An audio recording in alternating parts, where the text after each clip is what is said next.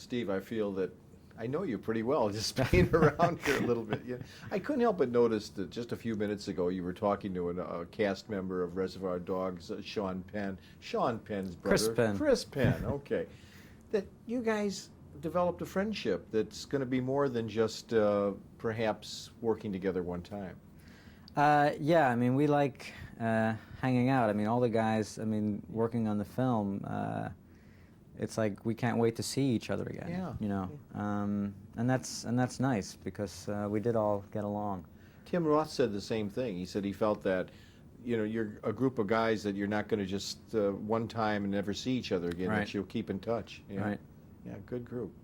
I thought you were outstanding in Barton Fink and Miller's Crossing. You worked with the Coens, and did you have a feeling seeing this film that those guys, those brothers, would love this film?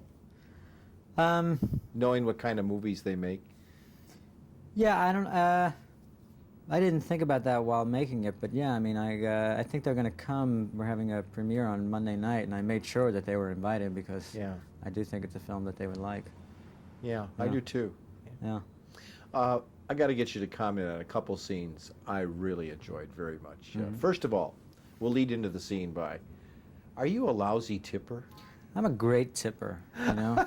That was a really, that was an acting feat that I had to do there. In that scene, but I understand that philosophy. I mean, that's actually Quentin's real philosophy. Yeah. Quentin Tarantino. Oh, director. is it? He doesn't leave money. That's how he really feels about tipping. And I've been out with him, and it's been a problem. You know, it's because you always have to like compensate for what he doesn't leave. But now I'm going to be the one that's stuck with the reputation once the movie comes out. Forever. So. You're going to be a nightmare when you go into New York restaurants and that, you know. Yeah. But for our viewers that don't understand, they'll have to see the movie now to figure out what we're talking about. Right. Yeah. Okay. The other scene that I really enjoyed involved you and Lawrence Tierney about your color, who you're going to be, Mr. Pink. Well, I think that scene is funny because you know, the way the structure of the film is that you don't know these guys in the first scene, and you learn a little bit about what's happening throughout the movie until at the end the audience knows more than the characters know. And that scene where he's handing out the colors comes at kind of at the end of the movie. And so you see what these guys have been through.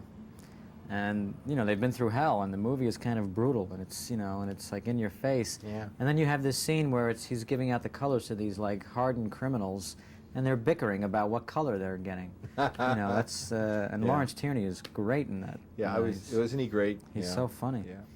Of course, you're Mr. Pink, a color that you despised, and you'd rather been Mr. Purple or something else. Yeah, anything but pink. About the character, did he really believe he's a professional? Oh, yeah. No, he really, really, I mean, he is. He really believes that. And he's proud of it. And he doesn't understand why everyone else isn't up to his level. Because this is, you know, the consequences are very serious. And so, so he's freaking out, but with good reason. Yeah. And he's right about what's happened. You know, he doesn't know who the rat is, but somebody's a rat. But he is right. Yeah. He knows it, too. Yeah. So many of us, critics, when we watched the film last night, we felt that there had to be some improvisation here. And, of course, you've worked in theater where you've had a chance to do a lot of improvisation right here in New York. But surprisingly, there's none in this. Am I correct? You followed the script pretty closely? Well, I wouldn't say that there's none, but it was, we had a 2-week rehearsal period, and so we really got to know our characters. And in rehearsals, we would improv other scenes that weren't in the film. I see. And we'd improv on scenes that were written. So when you know your character that well, when you get on set, it's easy to come up with, you know, maybe a line that your character would say and how Quentin would write it. And not that that happened a lot, but when it did, it was great because, you know, it's it all fit in to Quentin's vision, you know. But yeah, I mean, like, you know, like 98% of what you see is scripted. It's scripted, yeah. Yeah, I mean, that's Quentin's well writing. Written, He's a brilliant writer. It certainly is. Yeah. How would you describe this as a caper film with humor, or it's been? I see it almost as a black comedy in a way. I mean, to me, the best comedy comes from very human situations, and this is these are real guys, and what they do for a living is. I mean, these guys are hard to take at times, but it doesn't paint a pretty picture, but I think it's realistic, and there is a lot of humor. I mean, just in these characters being in the same room because they're all so distinct, and they each have such a strong personality that the conflicts that arise, they're sometimes funny. Can't believe we just have 1 minute, but I do want to say this. I know you wanted to be a stand-up comic.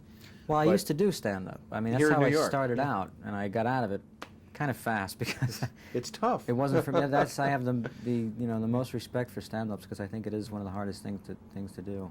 Well, I'm glad you made the transition because Yeah, you're a enjoy wonderful acting. actor. Thank you. You're a wonderful actor. You do a great job. And as I said off camera, I think you have that Western look. Lonesome Dove and maybe more cowboy movies. I hope so. You hope so. You'd like to do that. Sure. Yeah. Well, this is a winner, and thanks again. I really did enjoy it. Well, thank you. I'm Nice glad meeting liked you, it. Steve. Nice to meet you.